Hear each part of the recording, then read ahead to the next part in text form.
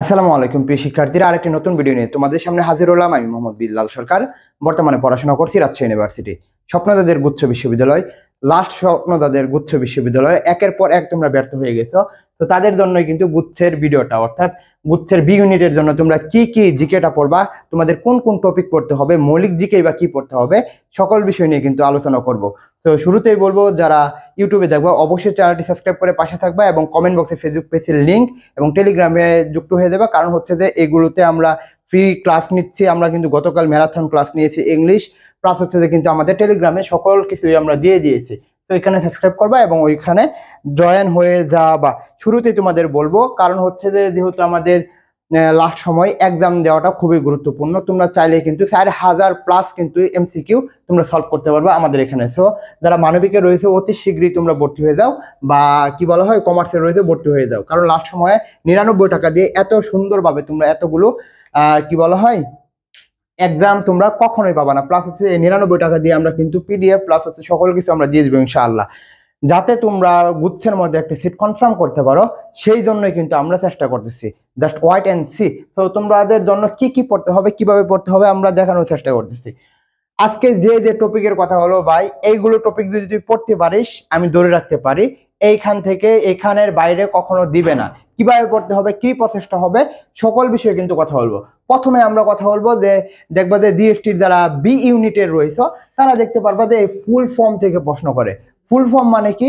Full form মানে কি? WHO, অর্থাৎ এটার পূর্ণরূপটা কি, বুঝতে পারলাম?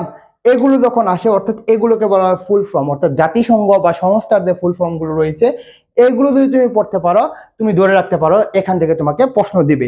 2 নাম্বার যদি কথা বলি, জাতীয় বাজেট। এখন বলতে পারেন যে ভাই 2025 সালে যদি বাজেট না আসে তাহলে কি করবো?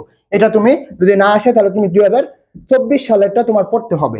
এই বাজেট থেকে প্রশ্ন দিবে, বুঝতে পারলাম? 3 নাম্বার হচ্ছে এই উপজাতি। উপজাতি থেকে কিন্তু একটা প্রশ্ন দেয়। তো তোমাকে কিন্তু অবশ্যই অবশ্যই এখানে পড়তে হবে। পরে যে বিষয়টা পড়তে হবে সেটা হচ্ছে আন্তর্জাতিক সংস্থা, অর্থাৎ আমি আগেই বলছি যে আন্তর্জাতিক যে সংস্থাগুলো রয়েছে, জাতিসংঘ রয়েছে, পরে কি বলা হয় WHO রয়েছে, এগুলো যেগুলো রয়েছে এগুলো কিন্তু তোমাকে অবশ্যই অবশ্যই পড়তে হবে। পরে যে বিষয়টা রয়েছে সংবিধান।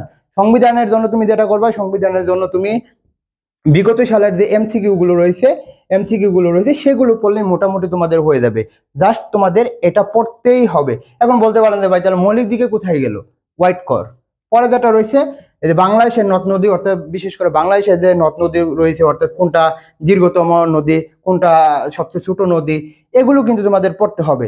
এরপর এই যে SDG, MDG পূর্ণরূপ, আমি ভাই এটা মোটামুটি আমি অনেকবার পড়েছিলাম, কিন্তু আমি যখন সেকেন্ড টাইম দিয়েছিলাম পরীক্ষার হলে গিয়ে আমি দাগাতে পারি না। এসডিজির লক্ষ্যমাত্রা 17টি, অনেকবার অনেকবার পড়ছি, দাগিয়ে আসছে 18টি। তো এটা কিন্তু তোমাদের পড়তে হবে। মেগা প্রজেক্ট, এটাও কিন্তু তোমাদের অবশ্যই অবশ্যই পড়ে যেতে হবে। পরেরটা হচ্ছে রিসেন্ট ইস্যু, অর্থাৎ এই বছরের জন্য এই রিসেন্ট জিকেটা কিন্তু খুবই গুরুত্বপূর্ণ হয়ে দাঁড়াইছে। তো তোমাদের যেটা করতে হবে এই রিসেন্ট জিকেটা পড়তে হবে, অর্থাৎ মোটামুটি জুলাই বিপ্লব থেকে শুরু করে সকল কিছু পাবা। এবং এটার উপরে কিন্তু আমাদের ম্যারাথন ক্লাস হবে। কি হবে? ম্যারাথন ক্লাস হবে।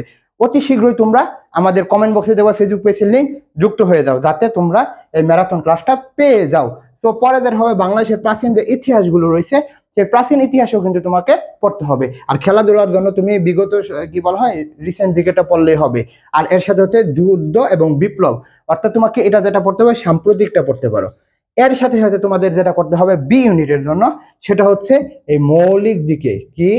এই মৌলিক দিকে, এই মৌলিক দিকেটা ভাই মাস্ট। এই মৌলিক দিকে যদি তুমি ধরে রাখতে পারো তো 15টা আসবে। তো এইখান থেকে 15 আসলে এইগুলো বিষয়গুলো যদি তুমি পড়তে পারো তাহলে এইখান থেকে আমাদের 15টা প্রশ্ন আসবে।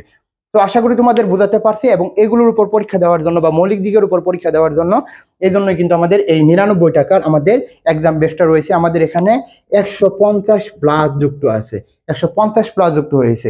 তো আমাদের এখান থেকে যাতে সর্বোচ্চ চান্স পাই আমরা সেভাবে আমরা তোমাদের মেন্টরিং করব। তো আশা করি তোমাদের বোঝাতে পারছি। সকলকে বলবো চ্যানেলটি সাবস্ক্রাইব করে পাশে থাকবা। এই বলে আমি শেষ করছি। আসসালামু আলাইকুম।